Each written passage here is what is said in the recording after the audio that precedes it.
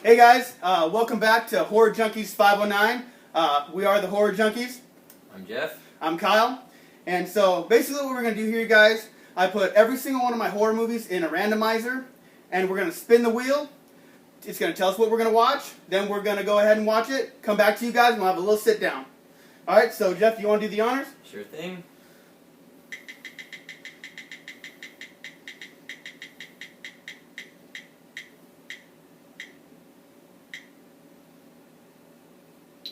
Inferno.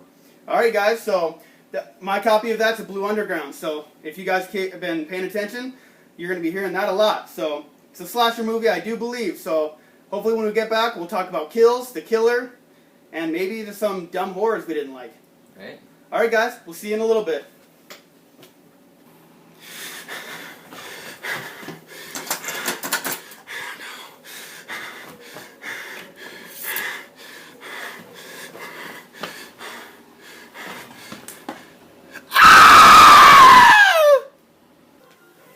Hey guys, and welcome back.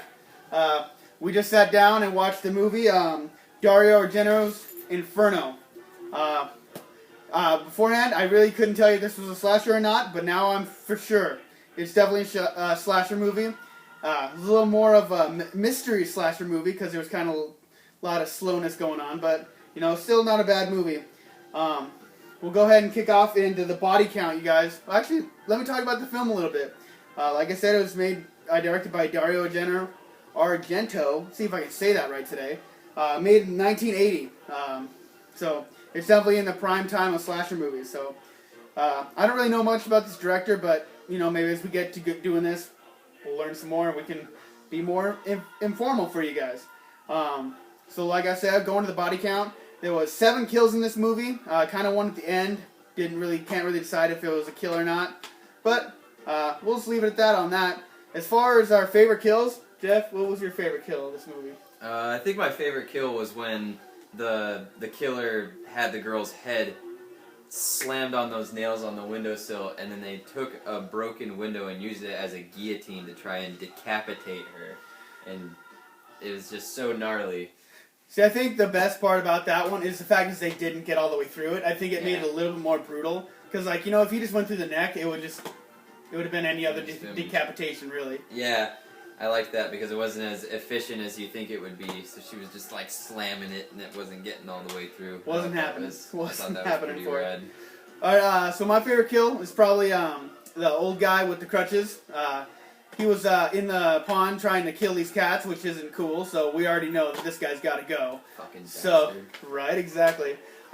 This one kind of surprised me a little bit though, because he's doing it. He fell into the water, and all these rats start eating him, and he's yelling and hollering, and not really enjoying his time, of course, because you know these rats are just going to town on him. And then he's a little butcher guy. Looks like he's running a hot dog stand or something like that. Yeah. And he comes and he brings his butcher knife. He looks like he's saving the day. He's going Baywatch on us. He's heroic as hell. And he runs up and just does the most awkward neck slice, like right to this guy's neck. Not once, but twice. He just goes for it. Like, I thought it was a little awkward, but I think that's what made me like that kill the most. That one threw me off though, because I totally thought that like the normal person we saw usually doing the killings, even though you don't really see who it is. Yeah. You know, he was gonna come out of the shadows or something and like grab the guy and you know kill him somehow. But it's just this like this random fucking hot dog stand guy right? Runs out of nowhere, think he's gonna save him, and then just bam, just kills the dude. So it was weird. So it was a little twist toward that thing. Yeah. But now that we were kind of talking about the killer, I mean, we never really deciphered with the killer. We kind of had monster hands, leathery glove hands, and then Mr. Butcher guy. Yeah, and it left a lot up to the imagination. Frankly, it was kind of confusing. These foreign ones are always such a trip. Like, yeah, guys, they're hard to follow. Kind of give you a heads up, this is a foreign movie, so if you don't know much about foreign movies, it's just so weird at certain times. It's like when you think you know what's happening, it just throws you for a loop and you don't know what's happening. You don't. You think, I got this, and then something happens and you're like, what the fuck? I don't know what's happening anymore. Yeah, so we can't really talk too much about the killer because we don't really have a general basis of what this killer was. No. I mean, I was really ready to have a great speech, like, I really don't like killers without masks. That's kind of one of my main things. I don't really like killers without masks, but this one I just feel like we just had floating hands. Pretty much, it was like Thing Yeah. from the Addams Family killing everybody. You don't really get to see any physical body or person actually killing these people, which makes it, except for the butcher. You see him. Yeah, he was straight up the most killing. That's it. That's the only person you really actually see killing anybody. But when it comes to these kills, guys, a lot of them were not anything too special. Probably the one Jeff's favorite one was probably the most exciting kill. I mean, because she got the nails right in the back of the head, and then the guillotine window, whatever, if it was actually a guillotine or a window. That was probably the most exciting, but other than that, it was mostly like knives to the neck, knives to the back. I mean, a lot of typical ones. I mean, there was one where a lady kind of got attacked by cats. I think I just saw it here in the background, so if you're paying attention. You kind of see the cats attack her, and then homie comes in with the knife and stabs her. But does he stab her to death, or just call it good there? Right? Like, I don't know. Little bit left to your imagination, but that's with the foreign films. But to kind of talk about the film a little bit more, like one thing that kind of drove me crazy, especially with these foreign films, is like the music in it was just driving me crazy a little bit. Like it was very anticlimactic. Like there's movies just like dan dan dan dan dan dan dan dan, and the bitch was just riding in a taxi. Like she was going to an old library. If she was going down and gonna do some business, like gonna go down and just fucking rule ass. But she's going to an old library.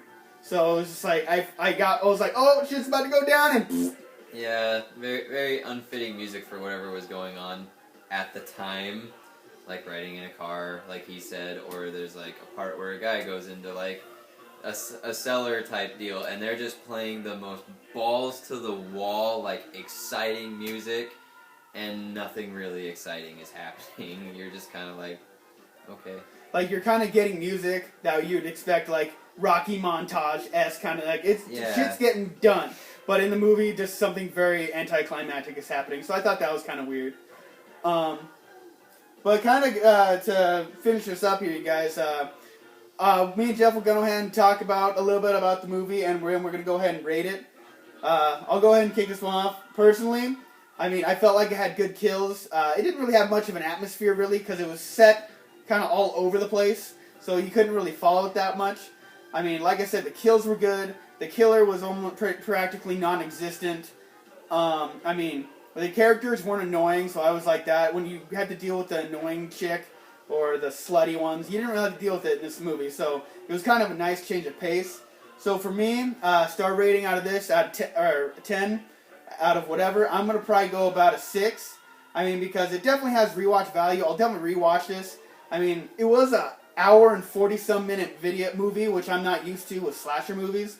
So that kind of tampers with the rewatch value a little bit, but not too much. So overall, for me, 6 out of 10. For me, like, just because it, like you said, it was all over the place, it's really hard to keep a track of what's going on here. Overall, for me, great kills. I'd probably give it like a 5. It's definitely got some rewatch value. The only thing that really bugs me is you never really get any closure on who actually is the killer or doing the killing. You're just kind of left wondering, like, what the hell did I just watch? Yeah. And what was that all about? So, all in all, yeah, I'll give it a 5. It was a good movie, but a little iffy. Definitely, you guys. Okay, you guys, so basically, this is the end of episode 1 for the Gory Details, you guys. We've gotten to the gory details of the movie, and this is what you can kind of expect. Hopefully, we'll get more interesting, more things to talk about as we get into different films, and maybe ones that we've seen more often we can talk about a little bit more.